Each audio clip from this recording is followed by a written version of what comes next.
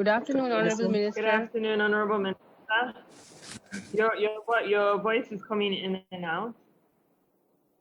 Oh, is it? Okay, it seemed to be clear just now. Maybe try and speak again. Okay. Is it voice okay? I think we're good. It's okay now. Okay.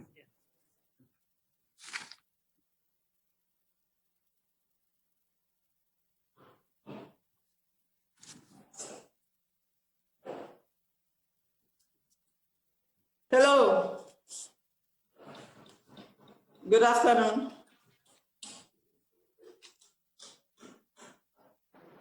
Good afternoon, Khadija. We hear you. Welcome everybody to the Economic Update launch. It's a pleasure to have all of you here. Okay, this is the annual launch of the Gambia Economic Update. The Economic Update is an annual publication that provides an update on the economic developments and challenges facing the Gambia. The launch of this report is an opportunity to have a dialogue about the current economic and structural challenges we are facing. So we are happy to see all of you here at this event. But quickly, before we start the event, we just want to take you through a few housekeeping rules. One is that everybody should have their mic off. We will only have the speakers, mic of the speakers on during the event. This is to ensure that we avoid some background noises because it's a live event and there will be a lot of people watching us live. And secondly, also, all the speakers should have on their, the background pictures. So please, speakers, keep on your background pictures on. Okay. So before we start, I just want to take all of you through the agenda for the day. We will have the welcome note from our resident rep, Faye Borough Office. Then we will have the Honorable Minister, Mambreen Jai. He will give the opening remarks of the event. This will take us through session one of the event, the macroeconomic overview.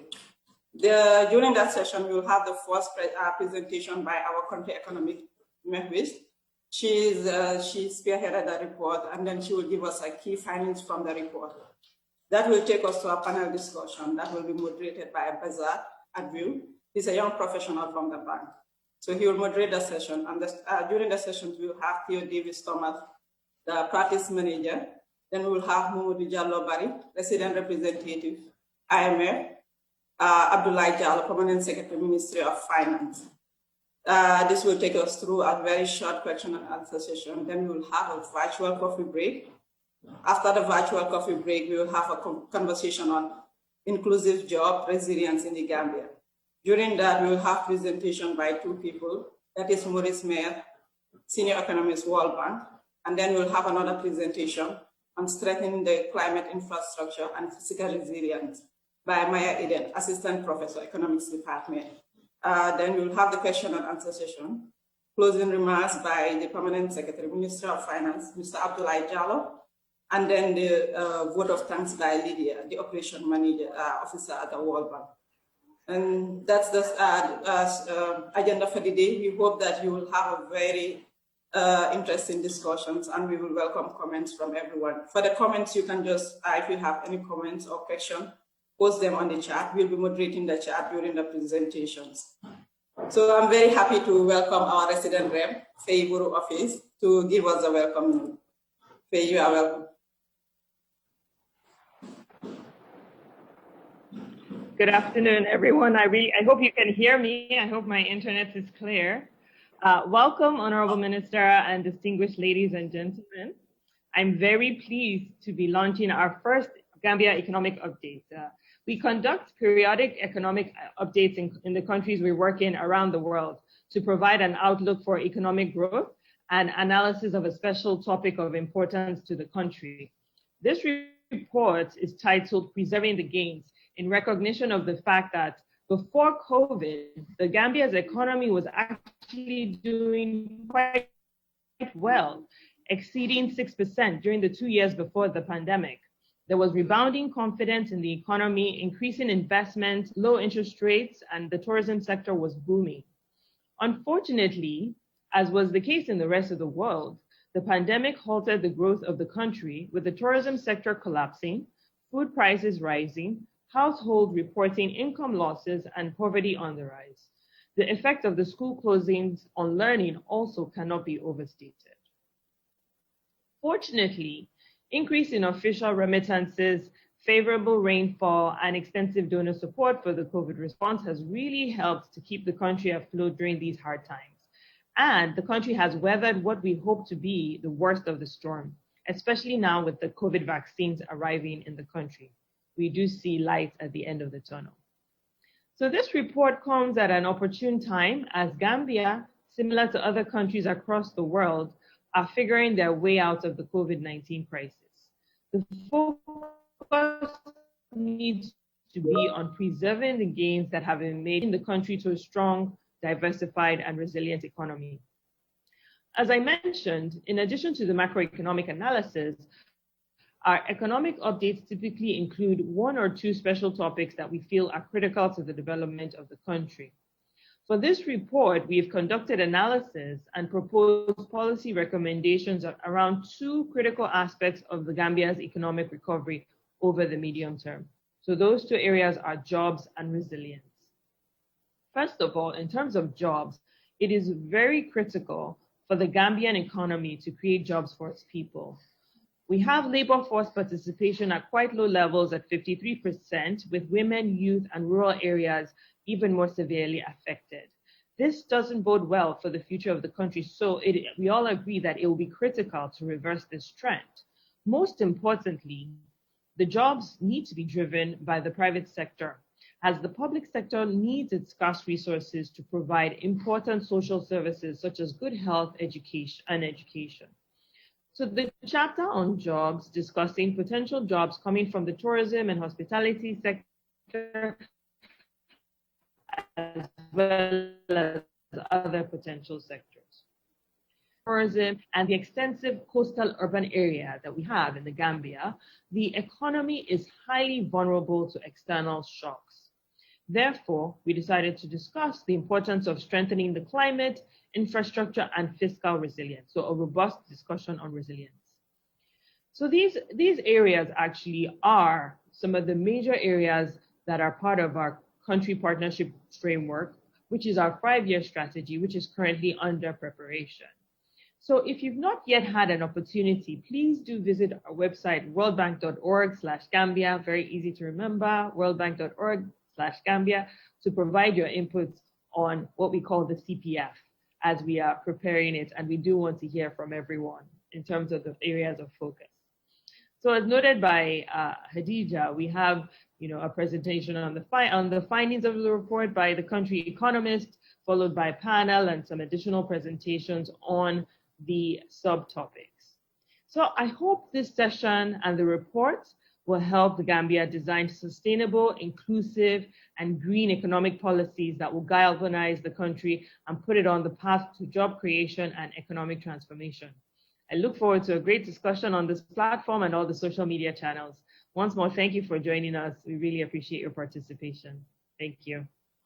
Thank you very much, Faye, for giving us a very good summary of the report.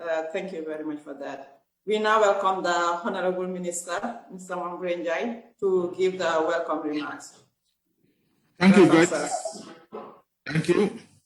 The resident representative World Bank, the practice manager World Bank, the resident representative IMF, UNDP, the permanent secretary minister of finance, senior government officials, resident representative of all development partners, panelists, civil society organizations, members of the media present, distinguished ladies and gentlemen, all protocols respectfully observed. Good afternoon to you all.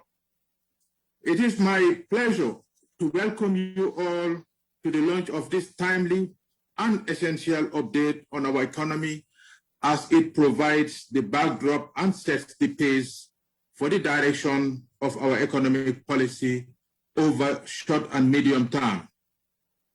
Before we commence, I would like to use this opportunity to register my sincere gratitude to the World Bank team, who undoubtedly dedicated a significant amount of time and efforts towards producing this comprehensive, yes, succinct report on the Gambia's economy. My ministry counts on the continued support of the team to implement reforms based on the findings of this report. I cannot stress enough the importance of accurate and timely data to aid in policy formulation. This year, more than any other, it is all the more important as 2020 was an unusual year with highly unprecedented challenges in most sectors of our economy and a lot of uncertainty still surrounding us.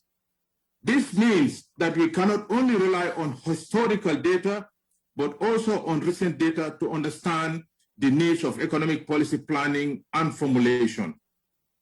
This is fundamental today as policies for structural reforms to fast-track economic recovery and building resilience is required more than ever. This report fulfills the needs during this rather uncertain period through its comprehensive review of our fiscal policy and recent economic developments, our economic outlook and the challenges ahead of us, useful policy recommendations to spur growth and progress on path to recovery, and most importantly, building resilience for our economy to withstand future shocks with the aim of preserving macroeconomic stability. As the theme of this economic update goes, we must be in a position to preserve the gains which can only be achieved with knowledge derived from timely and relevant data. As we are all aware, sectors of the economy, especially tourism and agriculture, went through turbulent periods over the past years as a result of COVID-19 pandemic and effects of. With these two sectors being of growth and employment has suffered impacts with negative effects on our population. While considerable efforts have been made by government to ensure that these sectors remain resilient against these shocks, we believe for take on board the recommendations set out in the report to enable us to achieve goals. It is government's utmost to improve the lives and livelihoods of Gambians, which would be made easier if they are economically empowered. The idea of a more inclusive job agenda is unquestionably shared aspirations as giving us the opportunity to live decent and dignified lives remains one of our key priorities. In the same vein, we have a window of opportunity to harness our demographic dividend, which will play a huge role in strengthening resilience along other crucial measures. Work is already underway for the development of a national demographic dividend profile, which, when completed, will set the framework for policies to have a pivotal moment of our economy. Although the prospect for 2021 looks relatively positive, we are still on a shaky path to recovery. We will therefore work tirelessly to ensure that the recommendations from this report are implemented with utmost dedication to reach our desired goal for our economy. With that said, I hereby renew government's commitment to our shared ambition for a growing, resilient, and stable economy. I look forward to insightful and fruitful discussions in the agenda. I thank you all for your kind attention.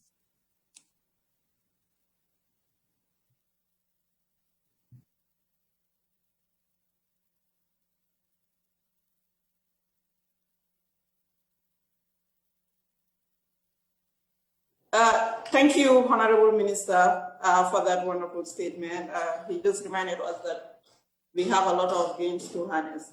So this will take us now to the next part of the agenda, where we'll have a presentation by Mehwis. The theme of the session is the macroeconomic overview, a conversation. This will be headed by our country economist, Mehwis Ashraf. She will present the findings of the report. Mehwis, welcome.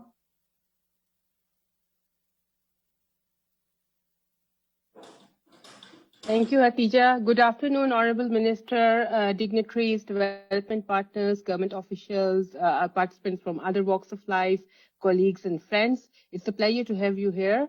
I will walk you through the presentation that we have prepared on the first part of the report. Let me share my screen. Just a second. Azumi, can you put my presentation because I can't seem to share my screen?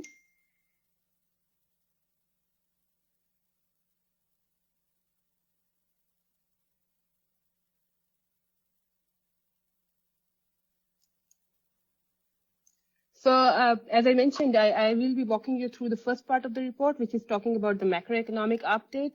My talk would comprise of 3 sections. Go to the first section, and I talk about recent developments. We do see that the growth was GDP growth was strong, above 6%, and also driven by investment in private consumption, available and mirrored by services and construction produce the report, which is also the COVID times. Then we notice that I will also walk you through the second section, which is about comes with imbalances of the macroeconomic outlook for the Gambia and the challenges that need to be addressed through structural reforms.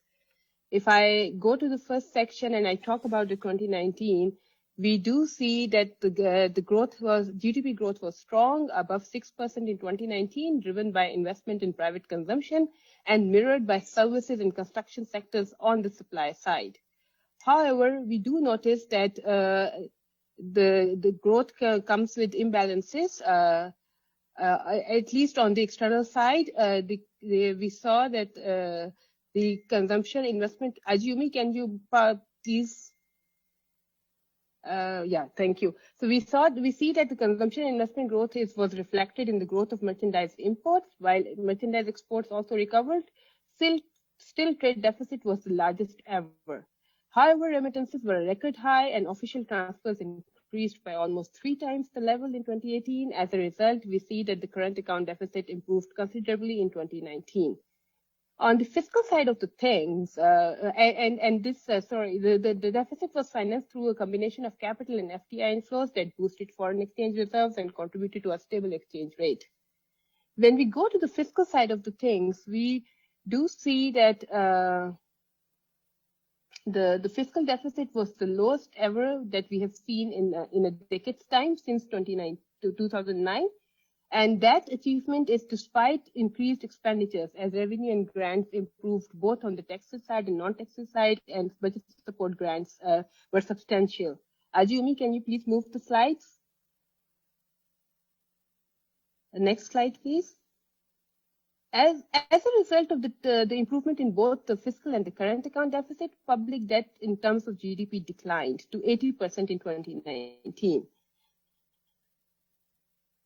We also see on the headline inflation side that it increased, but the core inflation remains subdued, which allowed the Central Bank of the Gambia to have been declining, and the rising economic activity has we also see however, there are a lot of differences on when we see the progress on a geographical basis. Living conditions differ dramatically throughout the country, and high levels of rural to urban migration do contribute to a lot of concentration of poverty around urban areas. If we go now to the first half of 2020, which is also the period that the report covered, in which the COVID hit the country, we did see that the growth drivers shifted away from tourism sector as tourism came to a halt due to the containment measures and travel restrictions put in place to combat the COVID-19 crisis and pandemic. But remittance inflows continue breaking record, which fueled private construction. On the agriculture side of the things, the favorable rainfall that was received by the country last year good access to inputs, and few pest outbreaks did result in strong recovery on the agriculture sector and good crops production for the real sector there.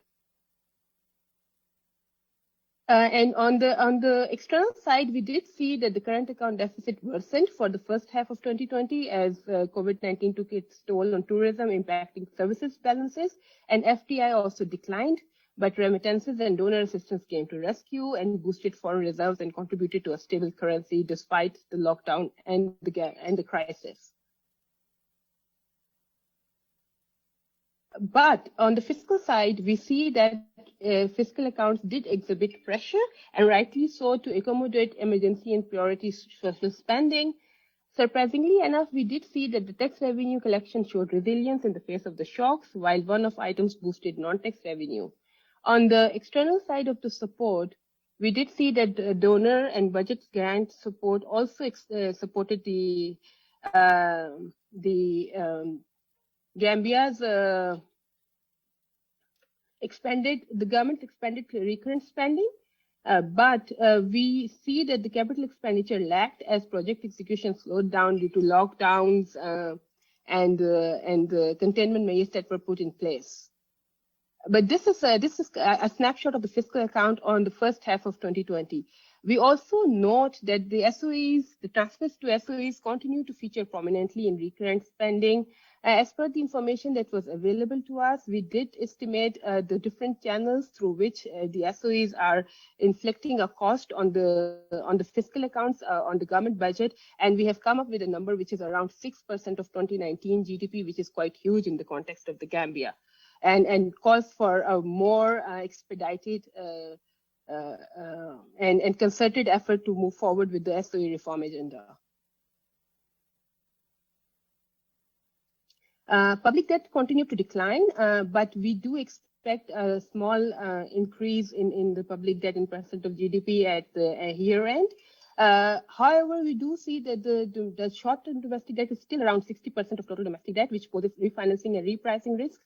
Let me commend the government here that they have come up with an annual borrowing plan communicating to the market their intention to lengthen the maturity profile of the domestic debt. We saw that publication earlier this month for the rest of the year, and we do believe that that would go a long way in terms of improving these risks that we are highlighting in the report. On the inflation side, as domestic demand plummeted due to lockdowns and dismal economic activity, we see that the headline inflation declined, and that helped the Central Bank of the Gambia to conduct an expansionary monetary stance. As one could have imagined, because of the dismal economic activity, private sector credit growth stagnated compared to end 2019, but construction sector fueled by remittances did show a promise. On the poverty side, we are estimating that it's likely to have increased, wiping off some of the gains that have been achieved pre-COVID.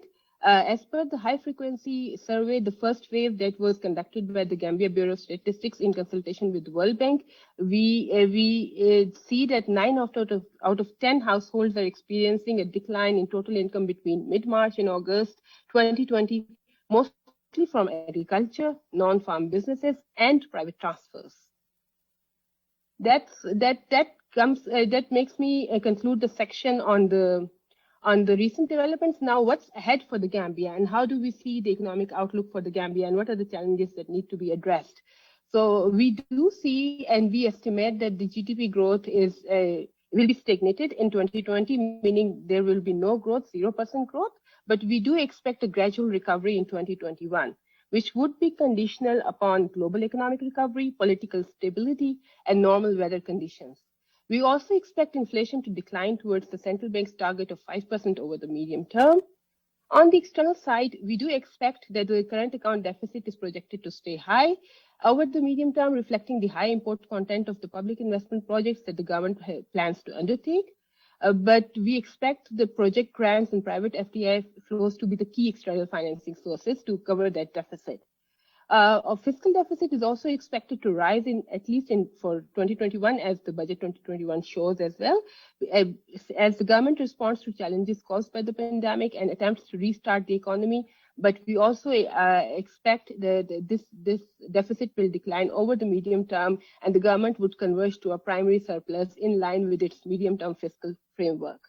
That would help reduce the public debt to GDP ratio and allow maintaining debt sustainability over the medium to long term. This is a table of the key macroeconomic indicators that I was talking about. As you could see, we are expecting a little higher than 3% of real GDP growth for 2021 and a more pronounced recovery for 2022. Since this report was prepared for in December, where we had the information for the first half of 2020, there have been some latest data that we wanted to share with you in this launch. I'm happy to report that this data is showing the direction that we had taken in the report. It's just that there are some numbers out that we wanted to share with you. Tourist arrivals did decline by 64% overall for 2020. Remittance flows grew by 80%. Annual inflation declined by 5.9%. Tax collection, surprisingly and interestingly, reached 95% of the pre-COVID-19 target, and I'm not talking about the revised target. Fiscal deficit is estimated to have reduced to 1.9% of GDP, which is commendable.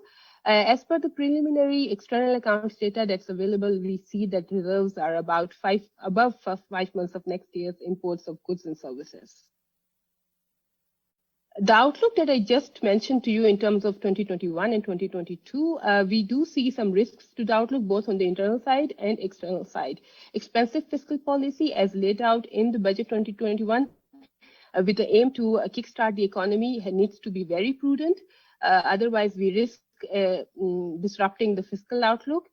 Connected to that is the shocks from SOEs that keep coming on to the government, and we are being absorbed by the government budget. We also see political risks in the wake of upcoming presidential elections that may impact the overall macro assessment or outlook that we see from our side. On the external side of the things, as we all know, pandemic, the depth and duration of the pandemic, the various mutations that are happening across, the slower than anticipated vaccination drive across key tourist markets for the Gambia. And I'm happy to hear that Gambia is also going through the drive right now. But then there have been repeated lockdowns in UK, Europe, which are the key tourist markets for the Gambia. So we do see the risk coming from that, and there is uncertainty about it. So that's a risk factor for us. Weather, as we all know, has been an important determinant on the agricultural production. So we do see that as a risk factor as well. And donor support in the context of the upcoming elections, as Gambia relies heavily on external donor support. And if there are any disruptions to the political dispensation, that can also count as a risk factor. So these are the risks that we see, but we do see that for the upcoming challenges, or for the challenges that we have highlighted here, the government would need to conduct structural reforms. And I would like to take the cue from the Honorable Minister, who mentioned that they are committed to do so. We're very happy to hear that. And we do believe that these reforms are needed to ensure macroeconomic stability, and they come in 5 big buckets. The first one is about improving spending efficiency and increasing tax revenues, both on the administration side and the policy front, strengthening public financial management and SOE governance, improving service delivery for crucial infrastructure such as energy, water, telecommunications. Promoting jobs is important and will require productivity increases, which will be aided by these infrastructure improvements. However, we do believe that structural economic transformation is also necessary to unlock the potential that the Gambia offers. I would like to leave you with that thought. Thank you very much for listening me out. Back to you, Hatija. Thank you very much, Mehwiz, for presenting that report. Thank you for doing a great job. It was a pleasure to hear you going through everything. And now we move on to the next session, which is going to be a panel discussion. The panel discussion will be moderated by Dazar Adriu, a young professional from the World Bank.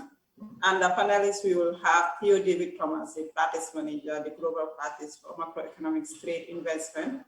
And we'll have Mamadou Diallo Bari, President Representative, IMF, and Abdoulaye Diallo, the Permanent Secretary, Ministry of Finance, Economic Affairs. Bezar, over to you. Thank you very much, Hatija, and thank you, Mewish, for such an insightful presentation. Hello, everyone. Welcome also from my side. My pleasure to be here with you today and to moderate the discussion with such an esteemed panel. So let's jump right into it. First question for you, Theo. One takeaway I see from Mewish's presentation is that the Gambia's economy was affected strongly by COVID, but if we compare it to other countries, it wasn't as bad in some cases. So what do you think has helped the Gambia's economy to weather the COVID-19 crisis well relative to its peers? Thank you very much, Besart. And firstly, thank you very much for the time to speak, Honourable Minister, members of the press, and others in the esteemed panel. So again, all protocols respectfully observed. So thank you very much for the question. Yeah, I mean, it does seem rather strange that the Gambia was not as affected as in some other countries in the region or globally by COVID. There are some structural factors that I would like to point out, and some come from the fact that the Gambia is less integrated into many global value chains in goods markets. So there were less connections to the global demand shock.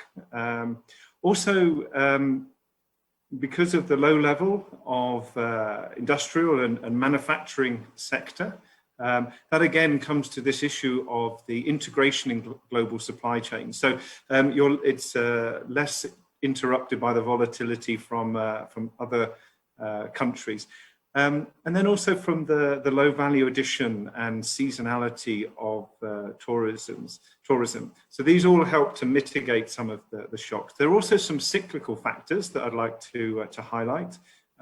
So last year, there were good weather conditions in the Gambia. And that enabled the very young labour force that we have to move between what they would have been doing in the tourism sector, perhaps, into the supporting the agricultural sector. So there was a good harvest, both of foodstuffs and of groundnuts as well. There was also, as Maywish mentioned in her presentation, very strong support from the diaspora. So remittances, some of which may have previously come through informal channels, came through to the formal sector. And we saw a very big increase, which helped not only the construction sector, but it helped to boost foreign exchange reserves as well. So that formalization, I think, was a good movement. And the support from the diaspora reflects one of the advantages that the Gambia has.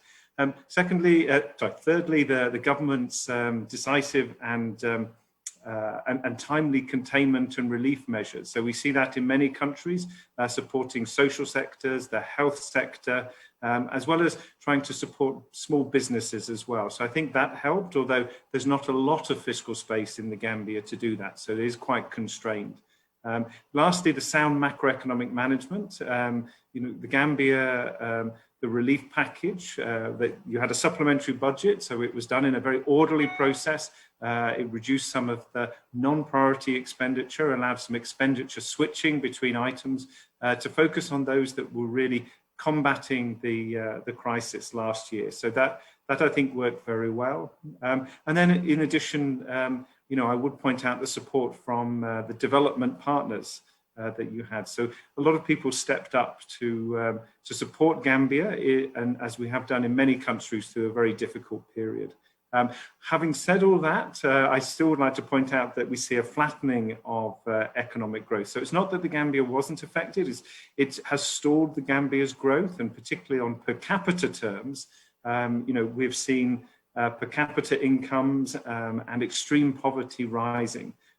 So that's something that will continue to be a focus this year and with the scarring over the medium term.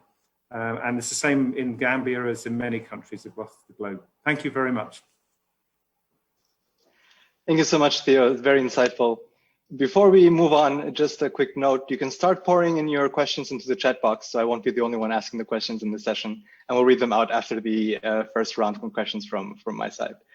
So let's move on a bit to the external sector. We know that the Gambia is a small open economy. and the external sector is very important. So next question for Mamadou. How would you assess the sustainability of the Gambia's external account, given that grant inflows and remittances are volatile sources of funding?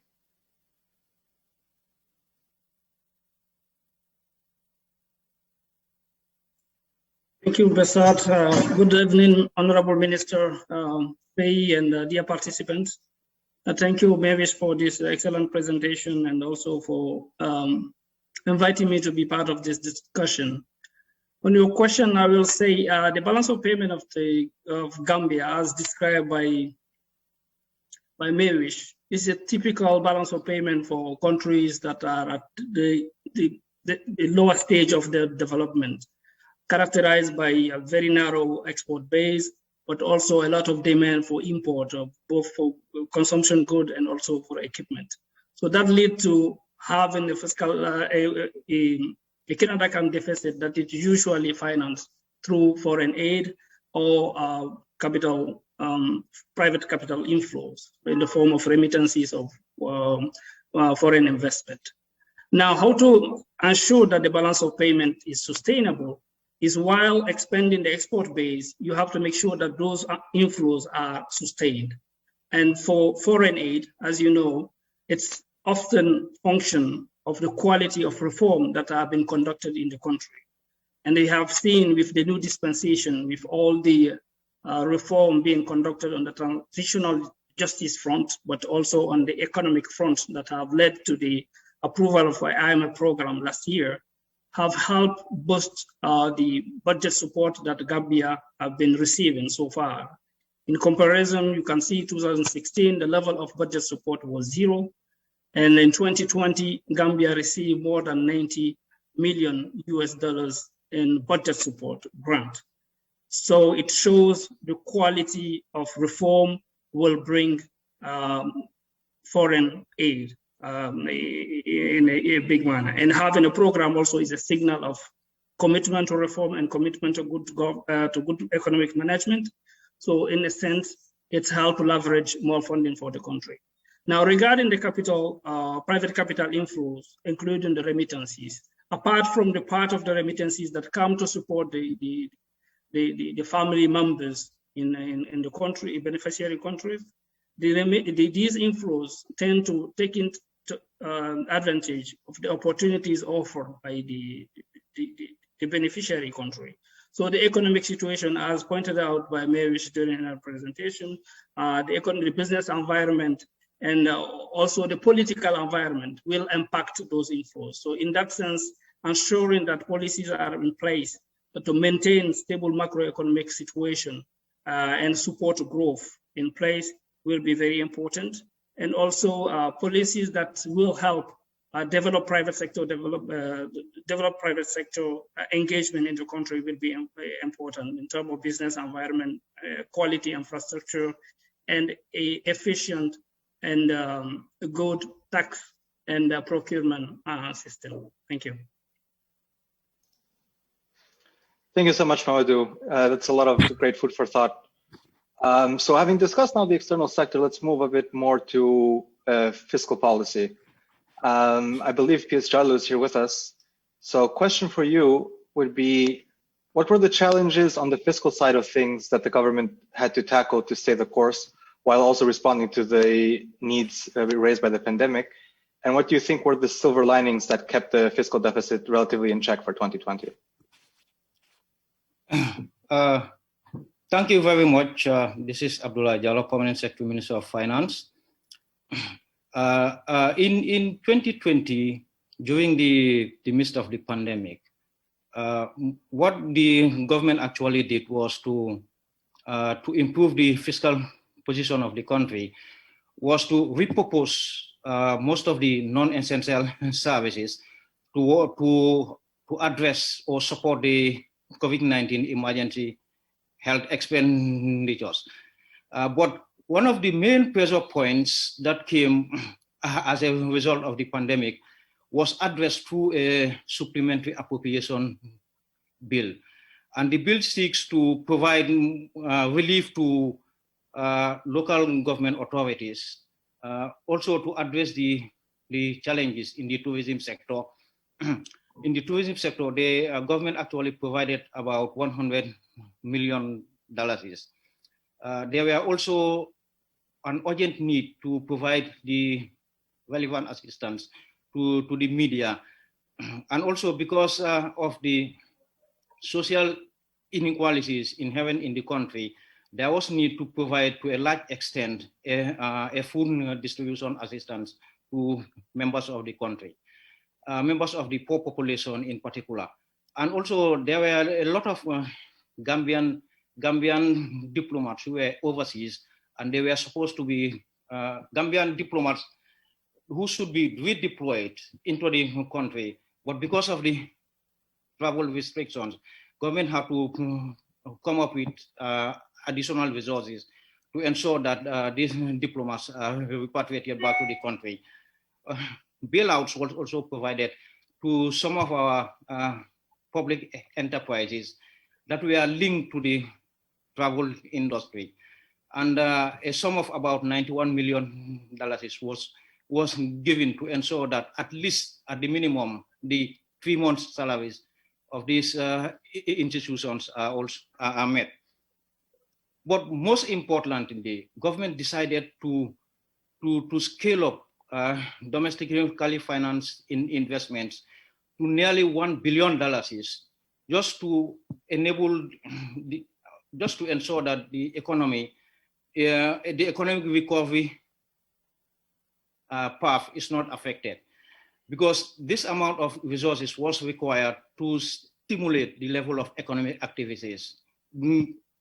And finally, it was felt necessary to ensure accountability and transparency that government established a procurement committee to manage all contracts and to ensure that all COVID-related expenditures are audited in future.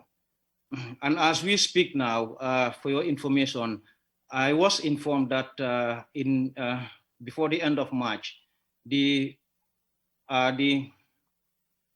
audited statements of the COVID-19 related activities will be presented to the National Assembly for audit purpose. But the good news was that despite all these fiscal pressures that we encountered in 2020, I would want to register that we had a tremendous amount of support from our development partners, mainly the International Monetary Fund, the World Bank, the African Development Bank, and the European Union. The G20 also provided some level of debt relief. That is called the debt service suspension initiatives. And that has really helped to ease the pressure on domestic financing. Yes, on this note, and also most importantly, as has been presented by Mavis, our domestic resource mobilization really surprised us that we were able to collect about 90% of the pre-COVID-19 budget for revenues. On this note, I would want to leave it for here for the time being. Thank you so much, P.S. Jallo. I think that gives a very good overview now on what has happened so far this year and in the past. So let's turn a bit now more to the future. In this sense, I'd like to ask Mamadou, we know that the COVID year has been very tough and it was not as bad as we had maybe expected or as bad as some other countries has had it, but of course there was negative growth in GDP per capita, and as Faye and others also mentioned, poverty increased. So there will be a need for a strong recovery. How do you see the Gambia's recovery in the short and medium term? If you could just tell us in few words. Thank you. Thank you, Basat. I just want to take this opportunity to inform that next week we'll start conducting the second review of the IMF program in the Gambia. So that will give us the opportunity to do a thorough analysis of the economic performance of 2020 and early 2021 that will inform our view of the outlook. But for now, what we see a positive outlook in 2021 and going forward in the assumption that tourism will progressively recover as the COVID-19 vaccine rollout continue and the travel restriction are lifted, particularly in Europe, where most of the tourists visiting Gambia come from. We also think it will be positive based on the stimulus package that is included in the 2021 budget. The implementation of that stimulus package will help sustain support growth. In the medium term, we have also the OIC, the organization of the OIC Summit in 2022 that involves also a lot of infrastructure projects. There is the modernization of the agricultural sector to make it more climate resilient, with a lot of partners helping the government in that regard. We have, in addition, all the projects that is ongoing that the World Bank and other partners is supporting in the energy sector that we hope the friction will help support the medium-term growth going forward. There are risks, I will not repeat them. Mavish already mentioned them during her presentation. So the risk exists, so we need to do a deep analysis in order to know what will be the shape of recovery going forward. But the outlook is positive. Thank you. Thank you, Mamadou. That's really, really helpful. So this recovery that we are hoping for, certainly it will require macro fiscal stability and prudent fiscal policies, but it will also require investing in the future of the economy. So this is a tough balance. So question for the government, P.S. Jallo, how does the government plan to maintain macro fiscal stability while also investing in physical capital through infrastructure, but also human capital through education and health, which will be necessary to unlock the potential of the economy? If you could tell us just in few words in the interest of time. Thank you. Yes, thank you very much. I'll be very quick on this because of time. The IMF noticed that this will be an issue this year, and they have decided to provide an ECF augmentation of 20 million SDR. And we have just received that in February of this year. We also plan to improve on the tax administration, mainly to rationalize tax expenditures and promote the use of electronic tax payments. We also want to explore, that is the extension of the G20 debt service support suspension initiative. We'll focus also a lot more on limited concessional external financing. We profile our domestic debt, continue the rationalization of diplomatic missions. We have now virtually closed down Algeria mission. We'll continue to ensure that all projects that will be externally financed mainly by grants or limited concessional financing.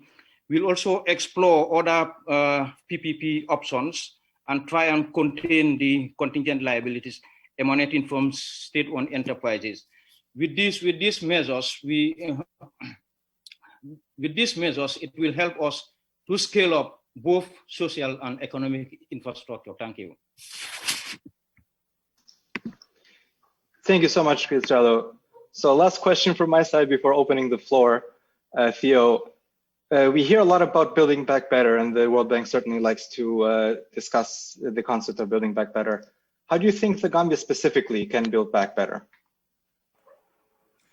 Thank you very much, Besat. And I think this response builds on what the Permanent Secretary just said, which is a lot of the fundamental reforms that the Gambia is doing. So build back better is really looking at the medium to long term, how the transition of the economy has to cope with changing circumstances. I just want to pull out one quote from the report, and that's that climate risk is a macroeconomic risk. And that's very true for countries like the Gambia. So, one of the first things that the report draws out, and I would recommend, is improving climate resilience to better respond to weather and other climatic related shocks. And for the Gambia, that's mostly adaptation. So things like agricultural irrigation services, coastal erosion, road standards or zoning. And there are lots of interesting examples, and some which will cost money, but many others which will have a benefit all of their own in terms of improving standards. The other is, I think, a shift that many countries are doing to focus on environmental sustainability, particularly given the country's geographic location. And it's something that the Gambia can actually build on very positively as part of its tourism offer and build on. And that comes to a third point, which is really trying to diversify the tourism offer in the market, trying to attract different types of tourism, different segments in the market. And Gambia has a lot to offer in that sense, but it has to be a conducive investment location, both for investors within the region and for elsewhere. And then a fourth point, I think building back better is really getting to promote the dynamism of the economy. And I think that will come from small businesses, small industrial establishments in the country that can tap into both the local and the regional value chains, as well as looking further afield. And there are some very interesting dynamic companies in the region that are looking at doing things like horticulture, aquaculture, etc., and really taking advantage of global supply chains. And then just the last point, an area that we've worked a lot on is digital transformation.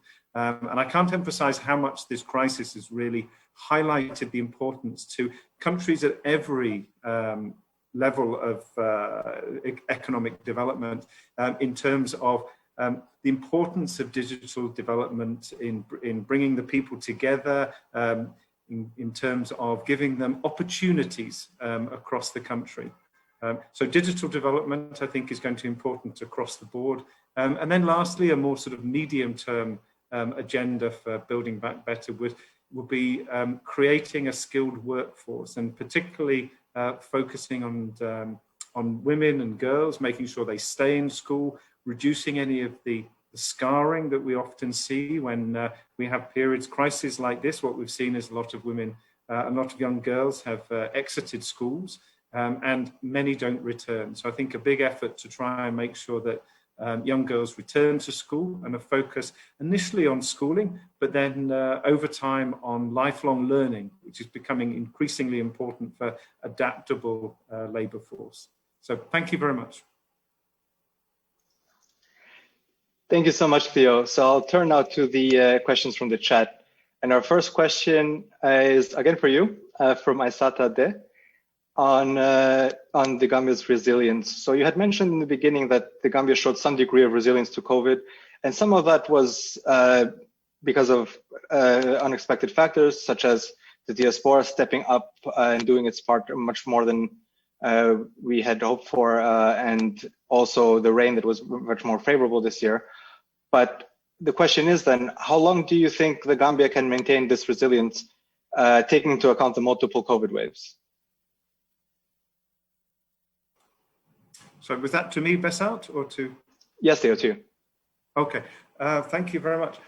I mean, there are multiple factors here. I think obviously that the Gambia will have to cope with the exogenous shocks that are coming, and we see multiple countries in the region that have some have deeper shocks, like Cape Verde on its tourism sector. It has double-digit declines in growth last year. So I think the Gambia is in a reasonably strong position. We would hope to see the countries where a lot of the diaspora are sending resources from pick up slightly sooner. The vaccine programs are rolling out around the world. So I think that does give a sign for optimism. So some of those structural factors, some are obviously outside the control in terms of weather conditions and things like that. But I do think that because of the Gambia's prudent macroeconomic management over this last 18 months or so, it's in a reasonably strong position to cope with future shocks. It hasn't got a lot of fiscal space. So I think, as the permanent secretary mentioned, if there were to be another or a more prolonged shock, then we would have to work with the government to look at both perhaps another supplemental budget to make sure that the resources are going to sustain both households and businesses for a more prolonged period. But then also, look to reorientate some of the investments to areas that can boost demand, as well as looking again to donors, development partners, to help them through a more prolonged period. I mean, I do hope we don't come to that, but I think the fundamental in all of this is maintaining strong, prudent macroeconomic management, and as part of that, the improved transparency over things like state-owned enterprises, the government's budget, etc. Thank you. Thank you, Theo. This next question is for Mamadou by Wojciech from the EU delegation. It says, remittances play a very important role, but appear to be mainly fueling the construction sector. In your view, would its reallocation to investment in other sectors be favorable? And if so, what kind of policies could support it? Thank you, Basat, and thank you for the question. As I said, in my first statement, is that remittances are looking for opportunities to invest. You come to the Gambia, what you see first is real estate. It's a sector that is developing well, so you see people going to that sector. So in order to diversifying is always very good, but you need policies to make sure that that diversification happen. And in that regard, improving the utility companies, energy, having reliable energy in order to be able to transform, to bring agriculture beyond just producing fruit. To transform it, you need a reliable energy sector. So the reform of the energy sector and making sure that there is efficiently run energy company is very important. So that's one factor.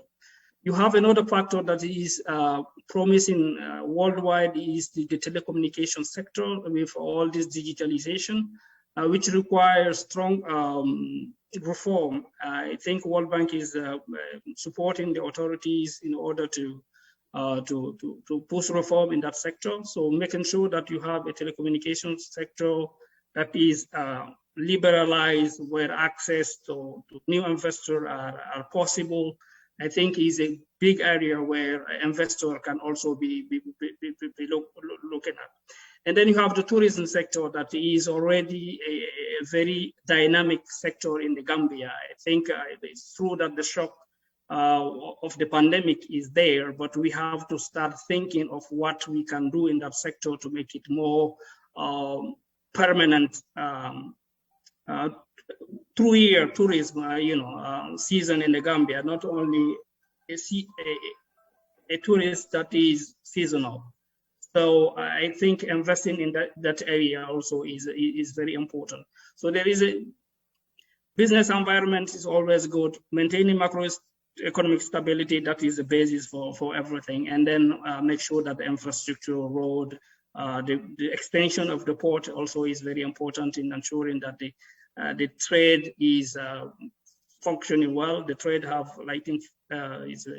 is 1/3 of the economy in the Gambia. So I think the development of the port will bring a lot of efficiency in the economy, which will give other opportunities for investment for these remittances. So that's what I have to say. Thank you, Mamadou. I think we have time for one last question from the chat, which goes to PS Jallo from Stefan Mert from the European Union delegation. The main challenge regarding tourism is to reduce the over-reliance on international tour operators, which is what makes Gambian tourism so seasonal, with jobs destroyed every 6 months. Tour operators are on the decline everywhere. So will the Gambia be able to change this model before more of them crash, and have lessons from the Thomas Cook bankruptcy been learned? Thank you. Thank you very much. I think the Thomas Cook lesson and the outbreak of the Ebola crisis has really demonstrated that our tourism sector has been very resilient over the years, and it's one of the most resilient in industry or sector. However, we also recognize that there is a need to diversify within this industry, and we have even started engaging with as a government to ensure that we promote private sector participation also in the rural areas. This will and now our plan is to make sure that we promote not only beach tourism but also tourism relating to bird watching and also even animals. There are plans to develop a national park in the Lower River region. And we believe that if that is very, very successful, it will really help to change the dynamics so that we don't depend too much on the beach tourism, if I would say. I also believe that if we enhance or promote river transport, it will really be a game changer as far as tourism is concerned. And also, we need to look at other options or markets apart from besides the advanced countries, and see to how we can promote even local tourism that would be more resilient and sustainable. And also we can promote regional tourism, where we have noticed that we are getting a lot of arrivals also from our regions like Nigeria. I believe that with expanding the markets to our region and promoting a lot of internal tourism will help to make this sector resilient. Thank you. Thank you, PS Jallo. Very insightful. We did receive one more comment from UNICEF that I'd like to read out. It says, COVID-19 exacerbated structural problems that were already present before the pandemic. In the education sector, albeit good access indicators at the primary level, foundational literacy and numeracy is low, highlighting that the challenge is not necessarily access, but rather poor learning. Improving human capital will be critical for the country to achieve desired economic transformation. So just on that, I'd like to say that we fully support this view. We agree. It's something that the report stresses and that Faye also mentioned in the beginning. So we're fully on board with this comment. Thank you very much.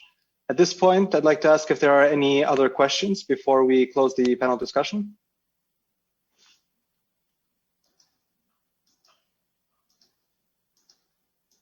Okay, I don't see any hands raised here in the Zoom meeting or any other comments coming in. So thank you very much, everyone, for your participation. I very much enjoyed the discussion. I think it was very productive, and I hope that the viewers also found it useful. Hatija, over to you.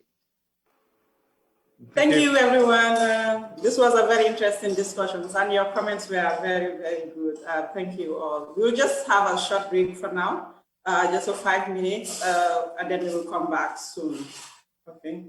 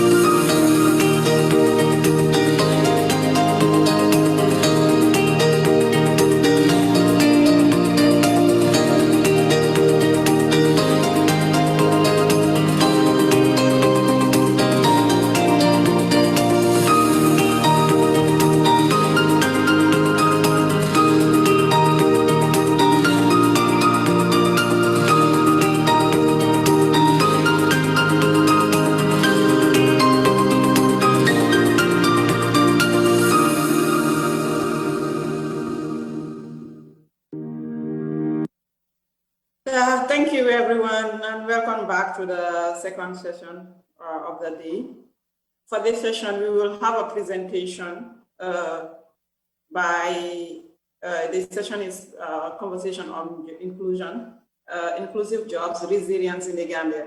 I see that a lot of comments online now on the job creation and everything. So it will be interesting to hear what Maurice, our senior economist, will have to say. He will be doing the first presentation.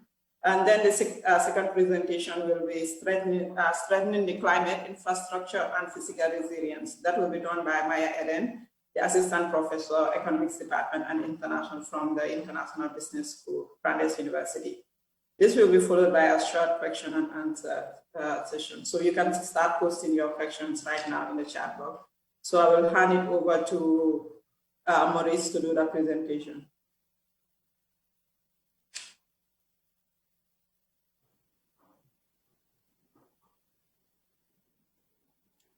Thanks so much, Hadija, for giving me the floor. I can't share my presentation. It has to be someone in your team.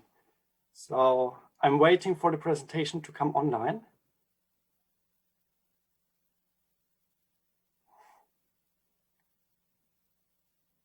Sorry about that, Maurice. Just give us a minute. That sounds good.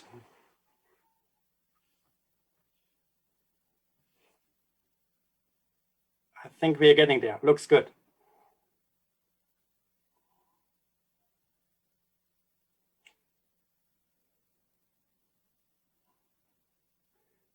Thank you very much.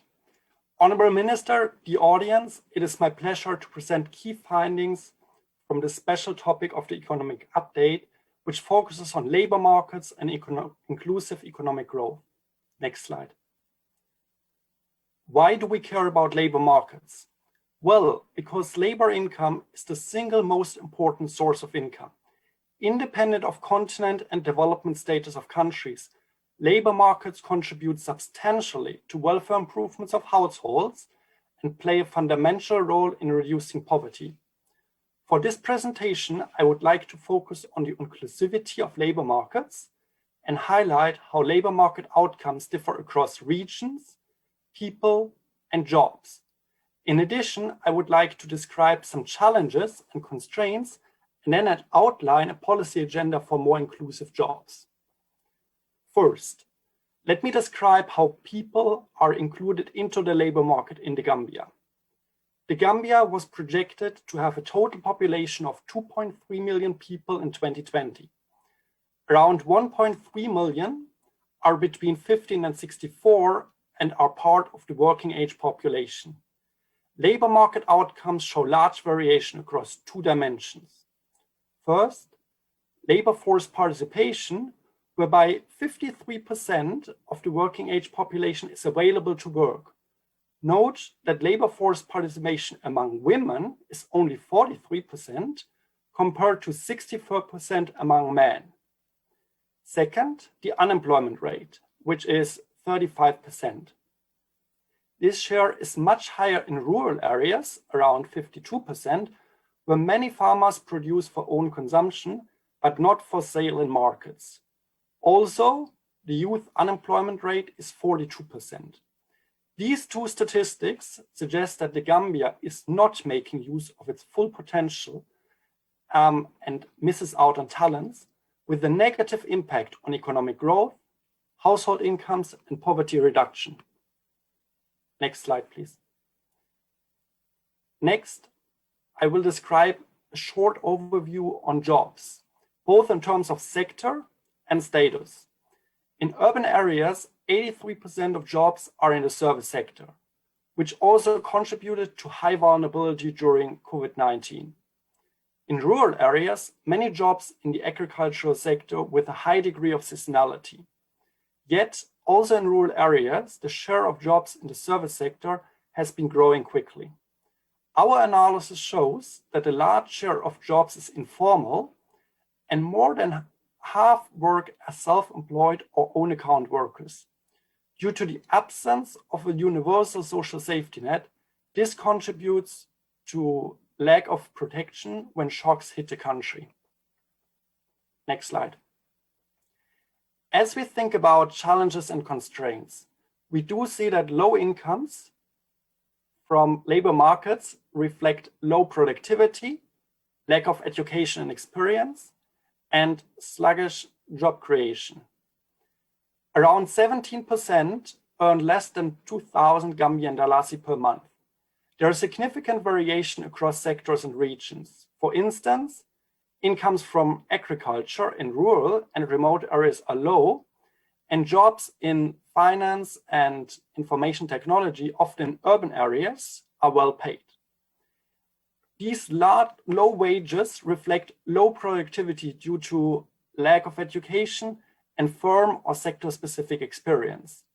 Here it is worrisome to see that the Gambia ranks 137 out of 174 countries for the Human Capital Index. And finally, sluggish job creation undermines the inclusion in a country where each year around 60,000 men and women enter the labor force. For each of these outcomes, we again observe that households in rural areas and those with low levels of education fall behind. Next slide, please. In the context of these challenges and constraints, labor markets are changing quickly with a profound impact on inclusion. In the short term, we have already seen how COVID-19 has disrupted the service sector and especially tourism. In the medium and long term, digitalization, urbanization, and climate change are expected to change job profiles. In addition, population growth is expected to remain high. In the Gambia, this reallocation of labor within and across sectors, but also across space, has already started. High levels of internal and external migration and a shift towards the service sector are likely to continue. This will further contribute to a transformation of labor markets. The country should build on these opportunities and accelerate an economic transformation which is likely to increase productivity, increase wages, and create new jobs. This transformation also bears the potential to strengthen inclusion independent of place of residence, gender, and age. Next slide, please. Finally, a policy agenda which can support this transformation of labor markets. This would include interventions along 4 dimensions. First, invest in people by supporting the accumulation of human capital. Second, facilitate job creation by improving the business environment, which is a precondition for private sector-led growth. Third, upgrade job quality and earnings by supporting formalization and facilitating access to markets, especially in rural areas. And fourth, raise female labor force participation by offering, for example, grants for female entrepreneurship. Each of these interventions support a resilient recovery and help the country in unlocking its true potential for all men and women in rural and urban areas and independent of age. Thank you very much for this opportunity, and I look forward to the discussion. Thank you very much, Maurice, for that brilliant presentation. While we prepare for the next presentation, if you have any questions, you can post them in the chat room. They will be read to the presenters later. Please do that. Now we are moving on to our next presentation. That's going to be done by Maya. She's an economist from the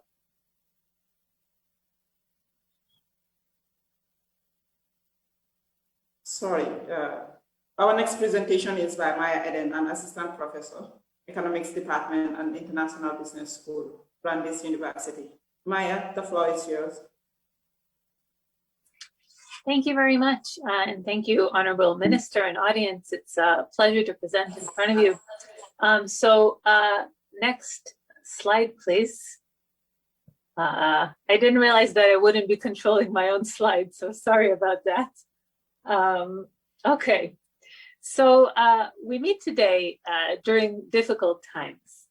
With the coronavirus raging and people's livelihoods collapsing, it can be hard to think about anything else beyond immediate crisis response. But we believe that this would be a mistake. As Winston Churchill said, never let a good crisis go to waste. One advantage of crises of this scale is that they expose the system's vulnerabilities. Taking note of where the system fell short during the current crisis provides invaluable guidance for how to build back a more resilient future. Let's go to the next slide. Thank you. How can we build a more resilient future? In this report, we propose a three-tiered strategy. The first is to identify likely risks. For the Gambia, there are several types of shocks that occur with some regularity. One is public health crises. While the global scale of the current pandemic is virtually unprecedented, outbreaks that jeopardize public health occur with some regularity. Just a few years ago, the region suffered from an Ebola outbreak, which could have potentially affected the Gambia. Another important source of risk is climate. The Gambia's economy is concentrated in two sectors which are vulnerable to climate risk: agriculture and tourism. The agricultural sector is very dependent on rainfall, which makes it vulnerable to droughts. Given the variability of the country's rainfall, we calculate that roughly once in every 8 years, there will be a severe enough drought that reduces crop production by at least 15%.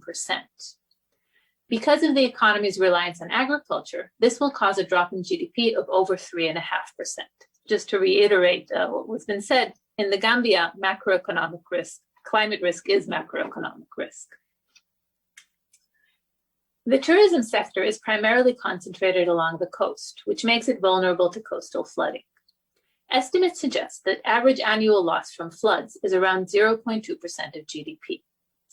However, because of the country's erratic rainfall, this average masks substantial variation.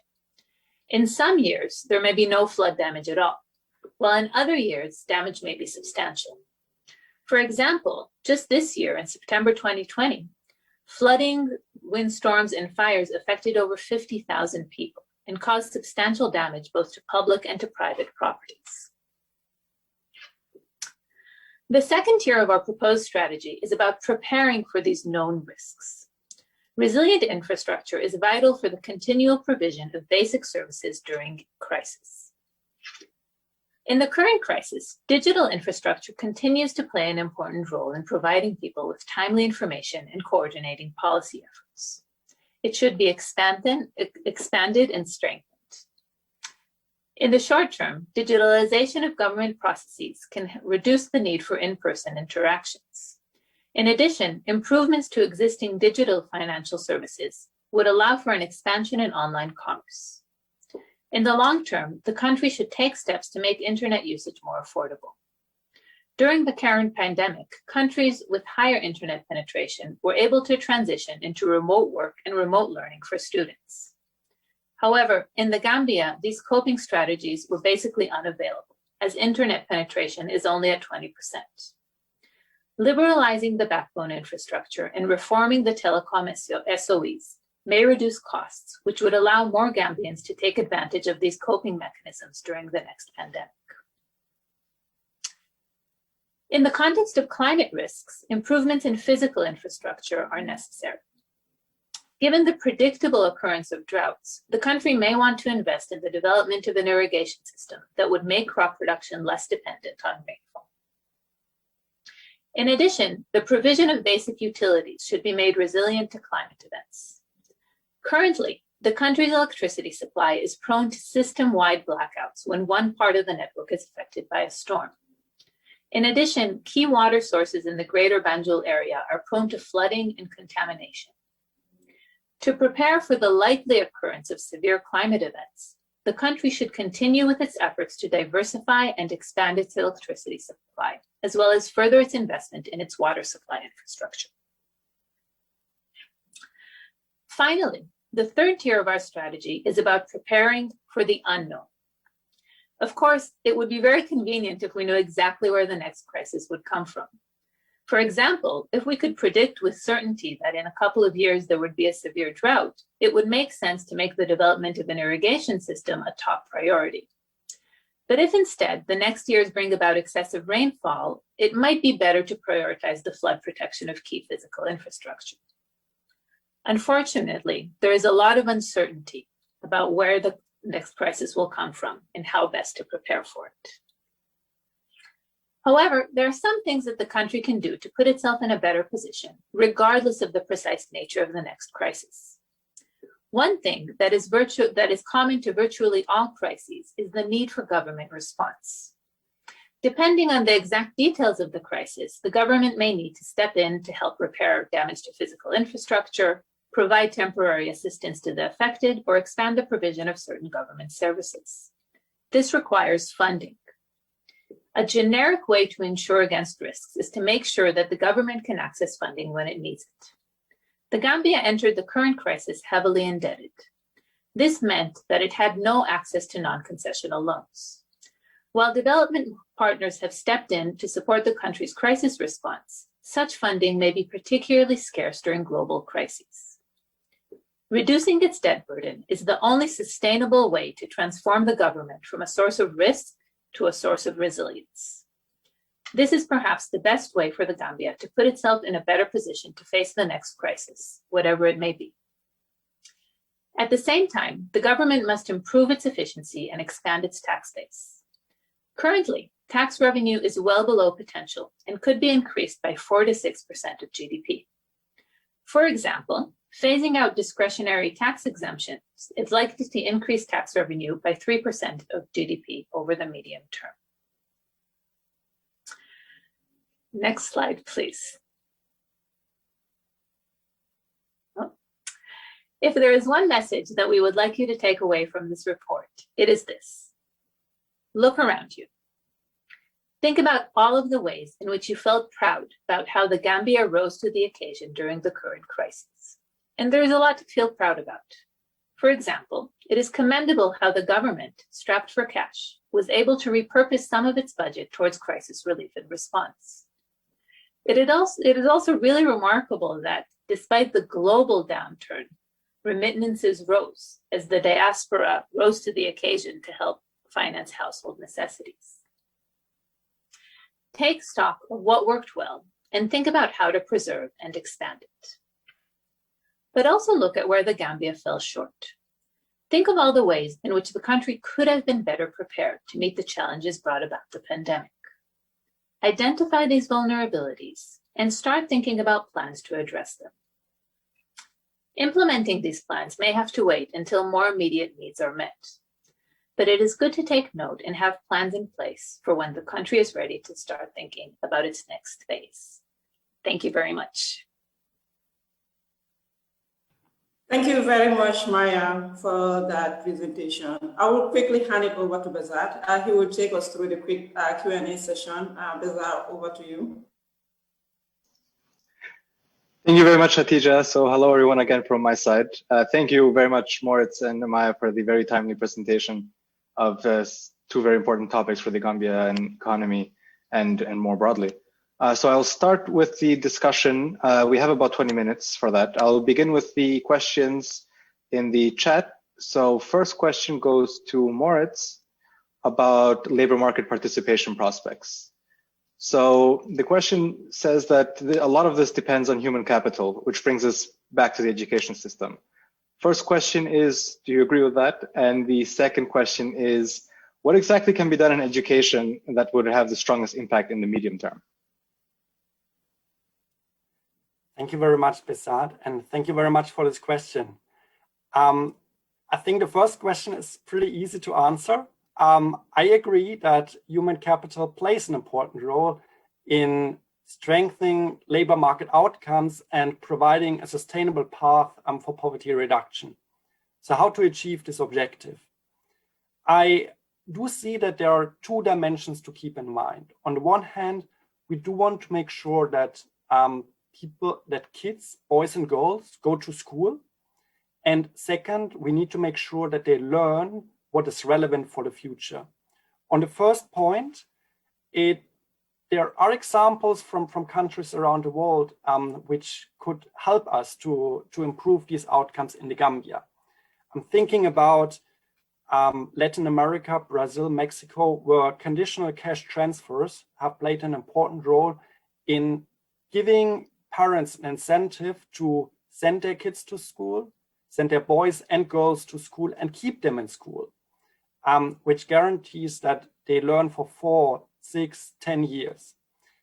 Another example might be school feeding programs. We do see across the world that in many countries, parents send their kids to school because this is the place where they can eat. And food itself is an important part of building human capital, of making sure that they can also learn. As a last point, I do think that it is crucial, and COVID-19 has maybe taught us a lesson here, that kids stay in school. And in here, adaptive social protection programs do play an important role to make sure that families do not see the opportunity of taking kids out of school as their preferred mitigation mechanism for the crisis. Talking about quality of education, I do agree, or I do see that teachers training will play an important role, but also having incentive schemes for teachers to remain in school and then also teach school students when they come there is important. Absence and the quality of public services, especially in Africa and South Asia, a big challenge. And secondly, we do see, not only in terms of very basic skills, but also skills which are relevant for labor markets, that requirements are changing on a daily basis. It will be important to adjust school curricula to reflect these changes. As a last point, and I think that remains us, that learning does not end with the end of high school. We need to make sure that people learn as they enter their job through vocational training, but also on the job itself. Firm and sector-specific knowledge plays a tremendous role in explaining weight differentials between people. Thank you very much. Thank you, Moritz, for that very insightful answer. So you discussed quite a bit about education, but also about informality and migration. So next question for you from the chat is, what can be done to improve job opportunities through formal migration, for example, through labor schemes in the medical and hospitality sectors? Thank you very much, Besat, and thanks for this question. Migration is about accessing labor markets, accessing opportunities. And this holds true for domestic migration between rural and urban areas, but also international migration. In this context, it is important to facilitate access to opportunities. And I do think that the literature, academic literature, but also the policy discussion is more and more acknowledging the fact that there are benefits for both sending and receiving countries. I do see that migration, especially international migration in the Gambia, leads to brain drain. We are losing talents, we are losing maybe those who would be needed in the country to contribute to economic activity over there. But we also see that remittances do play an important role in financing, on the one hand, consumption, but also investments, a topic we have discussed earlier. I think the international discussion is moving towards the question on how to facilitate these kind of labor schemes. And we have seen successful examples of how this could work. I'm thinking about Asia. In here, and more specifically in the Philippines, this problem of brain drain has been turned around into brain gain, where we do see that especially in the health sector, men and women, mostly women who have migrated at early age, return as they retire, in order to then set up their own clinics, set up health services in the Philippines itself. And I could imagine this to be also an opportunity for the Gambia. We have a lot of nurses who have left the country to go to Great Britain. We have a very similar situation to what happened in the Philippines, even though there are some structural differences in the economy. All this has ensured that on the one hand, access to international labor markets allows people to access opportunities which are important to raise incomes and reduce poverty, but at the same time also translate into a sustainable strategy on how the country can benefit from these as migrants return and as they might set up businesses, might set up new economic sectors like the health tourism, which could create jobs and could raise incomes in the Gambia.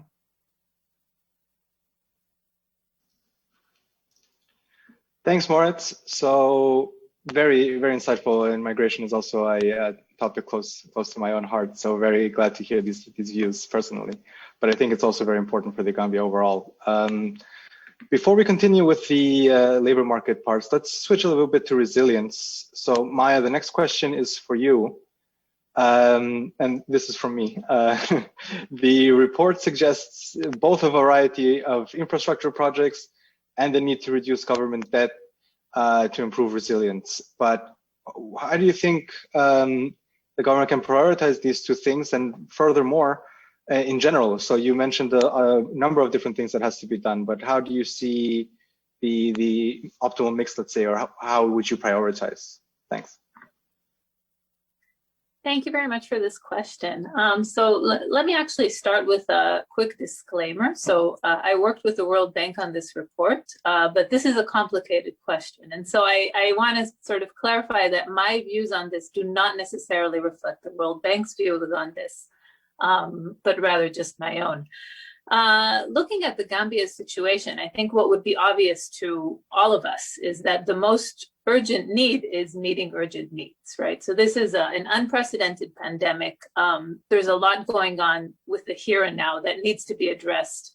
And that should be the most immediate priority. So I think infrastructure projects and debt repayment, these are things that have to wait until after the country exits the crisis.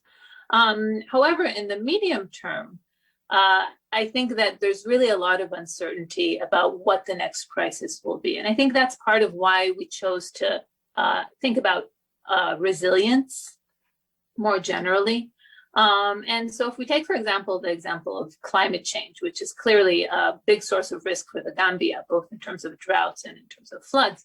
If we look at the climate projections, we see that they reflect a lot of uncertainty. So it's both likely that climate change will decrease rainfall by 40% in the next 100 years, but it's almost as likely that it will increase rainfall by 40% over the 100 years. So when thinking about undertaking large infrastructure projects to address climate, it's not altogether clear which climate crisis needs to be addressed, right? Do we need to prepare for droughts, or do we need to prepare for excessive rainfall? And I think that in light of this uncertainty, the best thing that the Gambia can do is just wait and prepare for the unknown. And by this, I mean, get its fiscal house in order. So repay government debt, wait and see until we have more accurate climate projections. And in the meantime, before investing massively in infrastructure projects, which might turn out to be just the wrong ones, it would make sense for the Gambia to get its fiscal house in order, repay debt, and put itself in a better position to face the next crisis, whatever it will be. Thank you so much, Maya. That makes a lot of sense to me, at least. So let's go back to the education system, since that seems to be of a lot of interest here in the chat. So Moritz, the next question is as follows. So the education system of many countries is not teaching children or adolescents for the jobs of the future, many of which have still not even been created or are rapidly evolving as the world is changing in the 21st century, especially in STEM. So both of these will be relevant. And combined with that, another question from Professor Ka. How do you see leveraging our youth bulge by training more young people in areas needed to grow the Gambian economy, and also give youth pathways to work overseas if they would like to? Over to you, Moritz. Thank you very much for these two additional questions on education and migration, which are fundamental linked to labor markets. As we think about education, I'd already highlighted the fact that it does not only matter how much we learn, but also what we learn. And in here, international best practice suggests that a solid foundation in terms of reading and writing will always be important. And these are the skills where we do see that boys and girls in the Gambia show deficits. Looking into the Human Capital Index, I had already highlighted that there are huge deficits and investments, and these very basic foundational skills will remain important independent of what the future brings. In addition to this, we do see that especially when it comes to STEM, but also to other skills which are relevant for jobs, for the future economy, there will remain a combination of formal learning in schools, in vocational schools, at universities, but also this experience on the job itself. I think moving forward, we need to ask questions in how far the education, the university system, but also the vocational system in the Gambia is able to communicate these skills. We need to make sure that we attract the right talents to get there. And in here, I do see large deficits along girls who across the world tend to not go into this field, often because of social norms. And we need to make sure that people continue learning as they enter the labor market. In here, formalization of the private sector of jobs, and also like the possibility of growing firms which trade internationally and exchange experience also contributes to human capital accumulation. Skills which will be then acquired on the job, but in combination with the formal skills do make a huge difference in terms of productivity, but then also later on in terms of earnings. Thinking about the youth, the Gambia is a young country with a high fertility rate.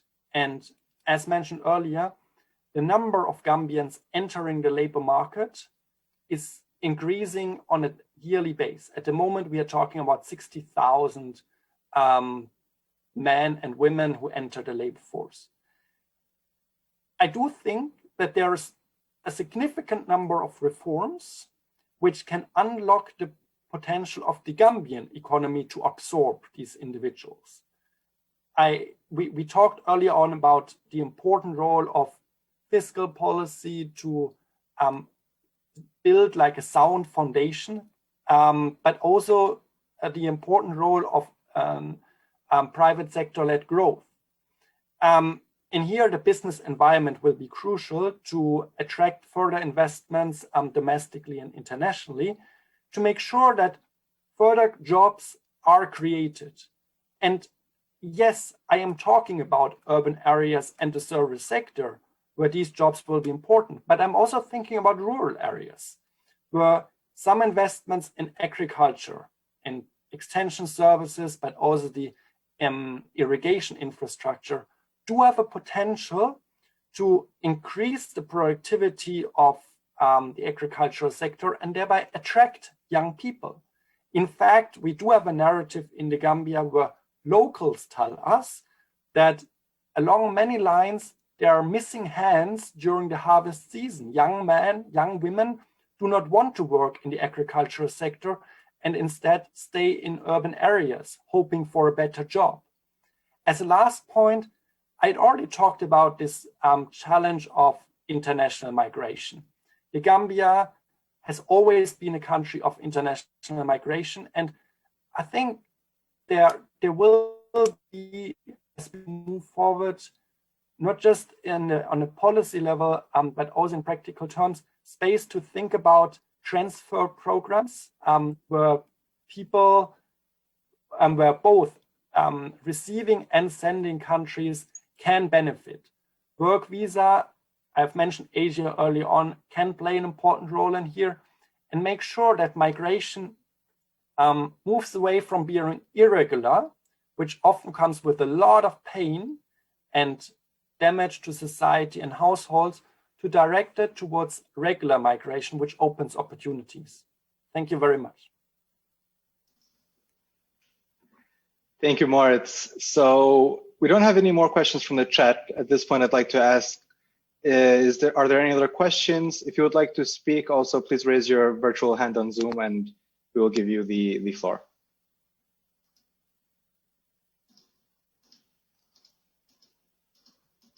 Okay, so I don't see any hands raised and there aren't any other questions here in the chat. So I'd like to close the session. Thank you very much, everyone. And I see we've just received another quick question. So last question before we close. I think this is for Moritz. So only 12% of children of ages 7 to 14 have foundational reading skills, and 3.5% had foundational numeracy skills. Twice as many children in urban areas perform better in these skills, and the standards behind these skills are generally very low. This looks like a crisis in the making. So Moritz, quick impressions from your side on that comment. I agree on this statement. I agree on this assessment. I think the Human Capital Index the World Bank is publishing making exactly this point. Behind each of these numbers, there is an individual which will likely not be able to escape poverty. I think we need to think about interventions, and I've mentioned some of them on how to close these gaps. Yet, and that's also important to consider in this discussion, it's not just about individuals, it's also about the country itself, the economy. Investments in education are investments, and they bring the country forward.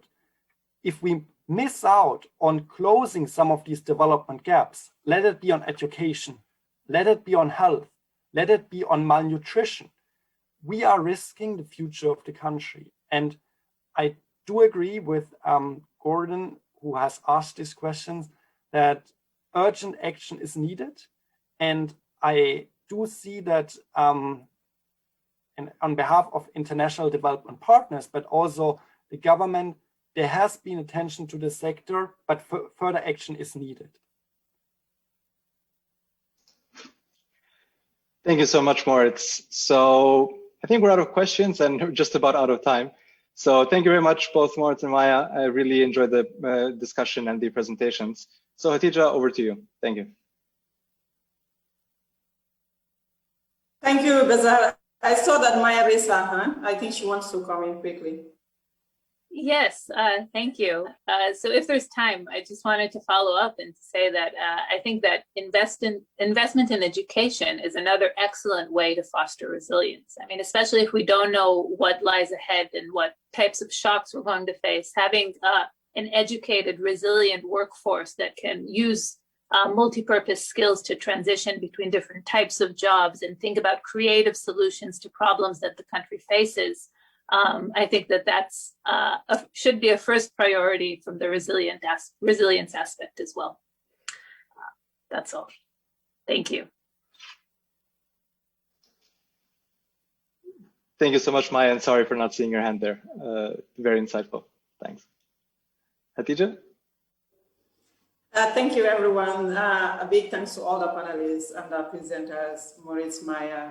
That was very, very good. And the questions also were very good and very critical. And we thank everyone who took part in this discussion. Quickly, before we close today's session, I will just hand it over to the PS Diallo to give us a closing remark. Yes. Thank you very much, Khadija, the World Bank Resident Rep, for organizing this important economic update launching. And I also want to register my appreciation to my fellow panelists and all the other, including yourself, Adija, and all the other people who have been invited and have participated in this this launching. I want to, I'm in agreement with some of the panelists that have stated that human capital development is the most important because it makes a country very, very resilient. So investments in human capital should be one of our priority objectives as far as developing countries are concerned. In the Gambia also, if you are familiar with the economic trends, or since independence, the Gambia has experienced about 11 droughts. And in most cases, in all instances that we had experienced droughts, we also observe that we register negative economic growth. So maintaining resilience within agriculture is also fundamental because otherwise the per capita growth rate will be severely undermined. And if you look at within agriculture, our because of the lack of investments in infrastructure and diversity in terms of diversity in terms of the products and services offered by that sector, it makes our economy also very, very vulnerable. On this note, I would want to use this opportunity to say thank you to all of you for attending this important economic update launching. Thank you. Thank you, PS Jallo, for those kind words. I will invite Lydia to deliver a vote of thanks, and we'll close the session for today. Thank you all. Thank you very much, Hadija. I hope you can hear me. Yes, Lydia, we can hear you. Thank you so much. Good afternoon, Honorable Minister of Finance and Economic Affairs, permanent secretaries, representatives from different ministries, departments and agencies, representatives from the public and private sector, academias, development partners, civil society representatives, the media and colleagues. It's my privilege to provide a vote of thanks on this occasion. On behalf of the World Bank and the entire team, I would like to extend a very hearty vote of thanks to all of you who participated in this virtual launch of the Gambia Economic Update. I would also like to take this opportunity to extend a special thanks to Mawish and the team who produced this great piece of analytical work and shared the findings with us today. It took a lot of work and dedication from the team to finalize this economic update and organize this successful launching event. Everyone who have been involved in this have our appreciation for the enormous collaboration and participation. We have gained a lot of useful insights on the Gambia economy that will help us to think strategically and make decisions to optimize the outcome and prepare ourselves to address challenges moving forward. Honorable Minister, ladies and gentlemen, once again, I want to state that we are all most grateful to all the speakers, presenters, panel members, and moderators on this virtual stage. We thank participants for being with us and for their active participation and insightful discussion. It has been a great pleasure. Finally, I would again like to thank the Honorable Minister for taking the time to be with us during this important event and for providing us all the necessary support, making this event a success. Once again, from the World Bank, thank you. With that, we close the event and wish everyone a very good evening. Thank you.